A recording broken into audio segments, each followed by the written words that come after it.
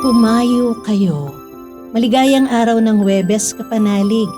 Kapistahan ngayon ni Santa Amalburga. Ito po si Sister Rose Agtarap ng Daughters of St. Paul para sa mabuting balita. Tayo na't magnilay sa Ebanghelyo ngayon.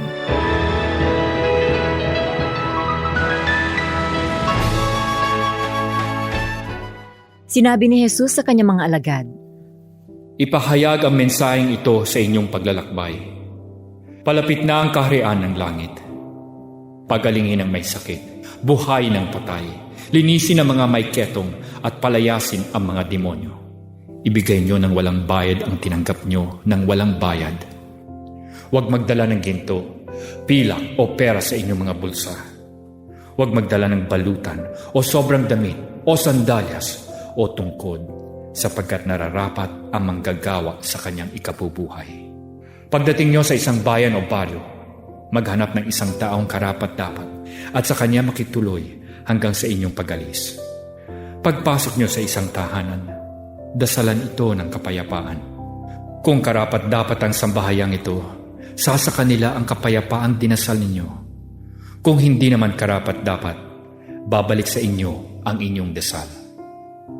At kung may bahay o bayang hindi tatanggap sa inyo o makikinig sa inyong mga salita, lumabas sa bahay o bayang yun at ipagpag ang alikabok sa inyong mga paa. Sinasabi ko sa inyo, mas magiging mag-aampas sa araw ng paghuhukom para sa mga taga Sodom at Gomora kaysa bayang yun.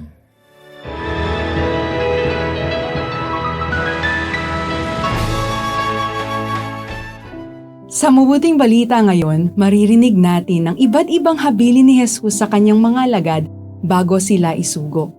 Nariyan ang ilang babala at payo kung paano nila haharapin ang mga pagsubok sa misyong naiata sa kanila.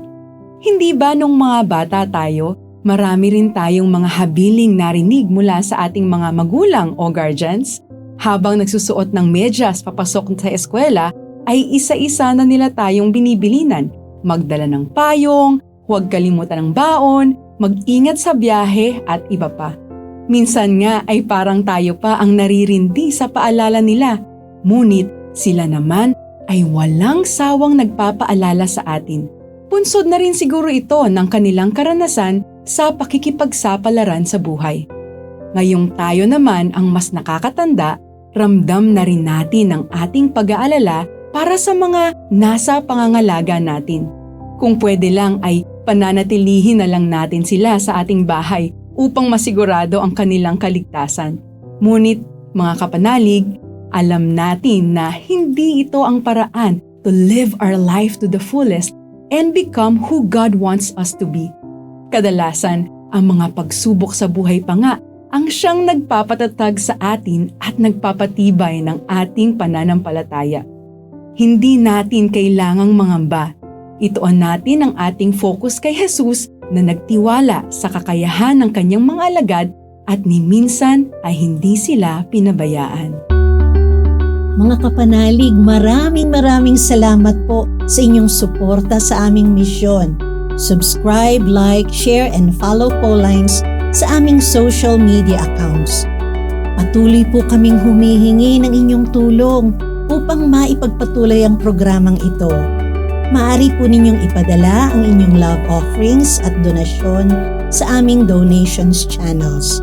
Makakaasa po kayo na kasamang lagi ang inyong mga intensyon at kahilingan sa aming panalangin araw-araw.